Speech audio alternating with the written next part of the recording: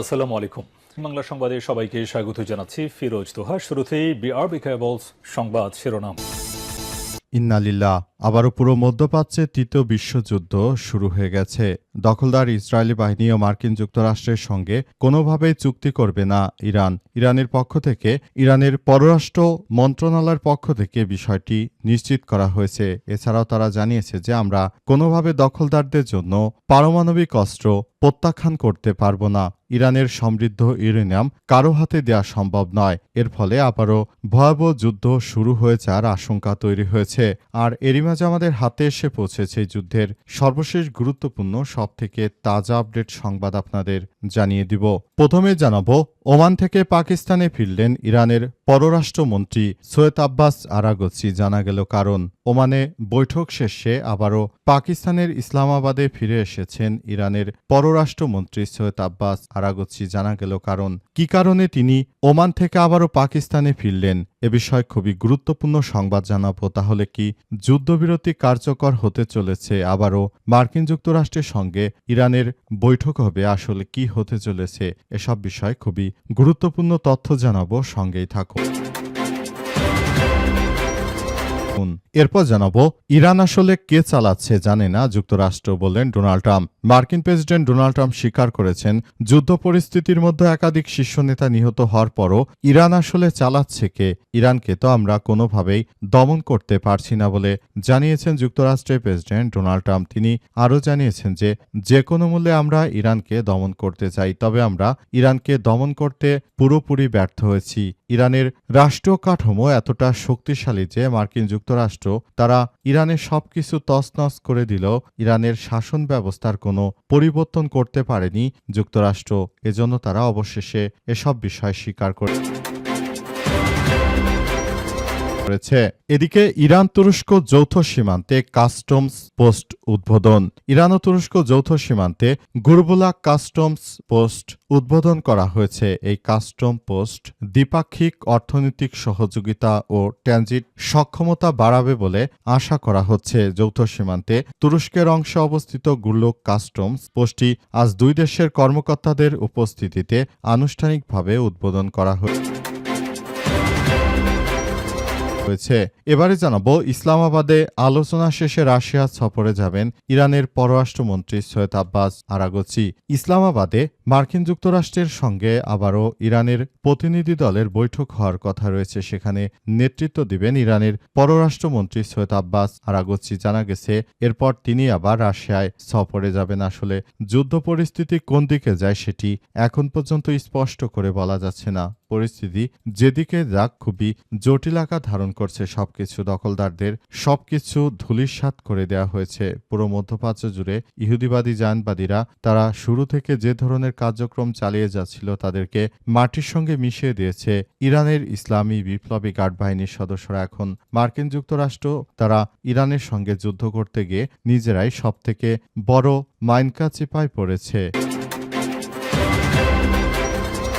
এবং সর্বশেষ জানাবো, চাঁদা দাবি এবং দোকান ভাঙচুরের অভিযোগে বিএনপির নেতা গ্রেপ্তার। চাঁদা দাবি এবং দোকান ভাঙচুরের অভিযোগে নারায়ণগঞ্জের সিদ্ধিরগঞ্জে এক বিএনপি নেতাকে গ্রেপ্তার করেছে পুলিশ আজ। সালাউদ্দিন ৫৫ সিদ্ধিরগঞ্জের ১ নম্বর ওয়ার্ড বিএনপির সাধারণ সম্পাদক। আজ দুপুরে অভিযোগের সত্যতা পাওয়ার পর তাকে গ্রেপ্তার করে আদালতে পাঠানো হয়েছে। বিষয়টি নিশ্চিত করেছে সিদ্ধিরগঞ্জ থানার অফিসার্স ইনচার্জ মোহাম্মদ এমদাদুল হক। এর আগে ভুক্তভোগী মোহাম্মদ আজিজুল হক ওই বিএনপি নেতার বিরুদ্ধে সিদ্ধিরগঞ্জ থানায় লিখিত অভিযোগ করেছে। প্রিয় দর্শক, এতক্ষণ শুনছিলেন সংবাদ শিরোনাম, এবারে বিস্তারিত। তবে তার আগে বন্ধুরা অনুরোধ থাকবে এই সংবাদটিতে একটি লাইক দিন।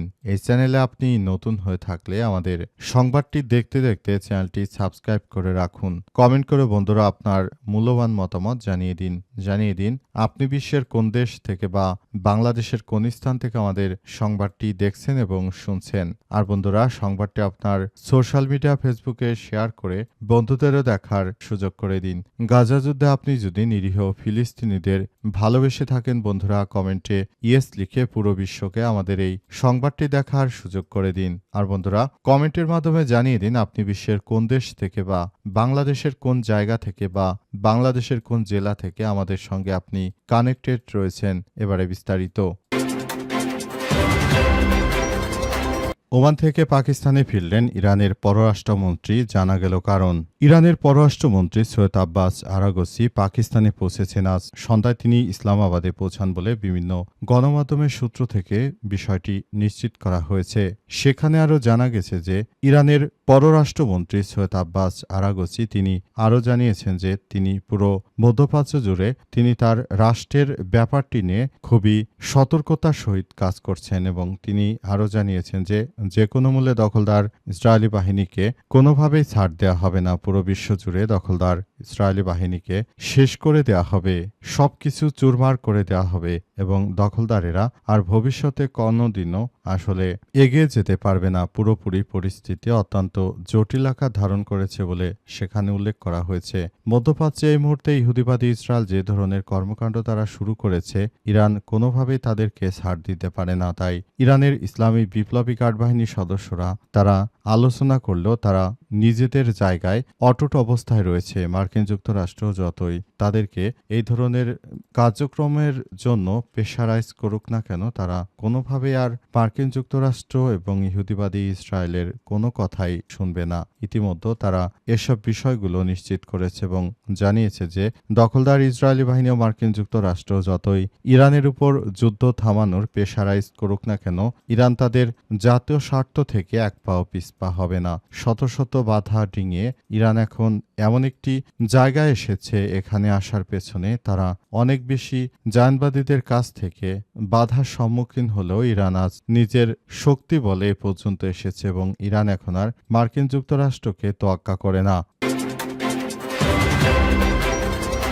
ইরান আসলে কে চালাচ্ছে জানে না যুক্তরাষ্ট্র।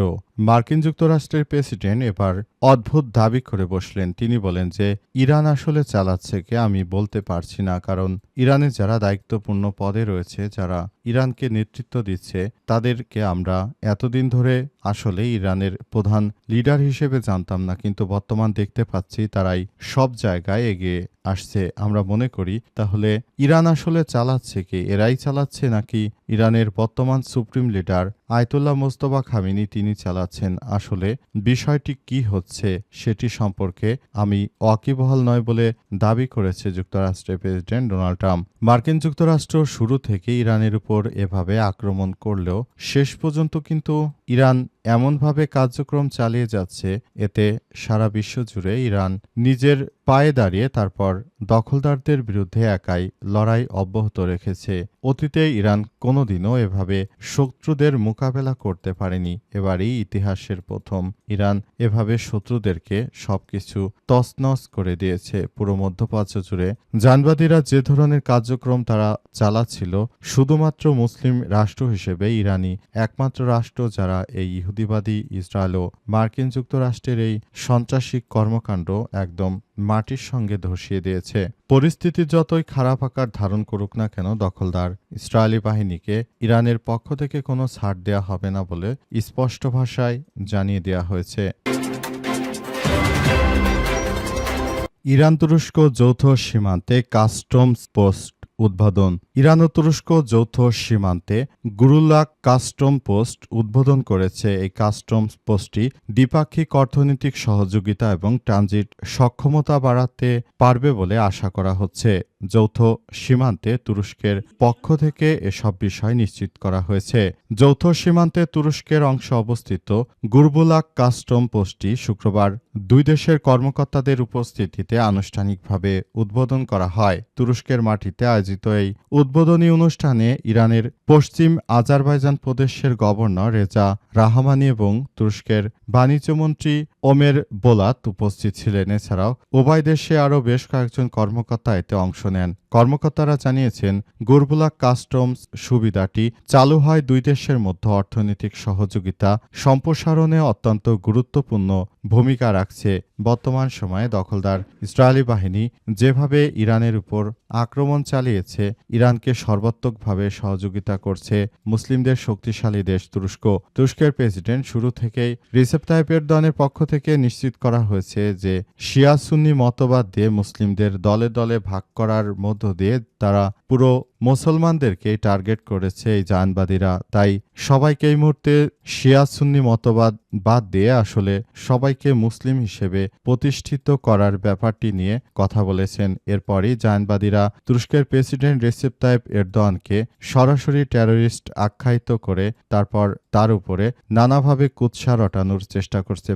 পাশাপাশি তারা তুরস্কে সামরিক শাসন প্রবর্তনের ক্ষেত্রেও মোসাদের সদস্যরা অনেক বেশি গুরুত্ব রেখেছে। বর্তমান সময়ে তুরস্কের প্রেসিডেন্টও আসলে চাপে পড়ে গেছে এই জাহানবাদীদের কারণে।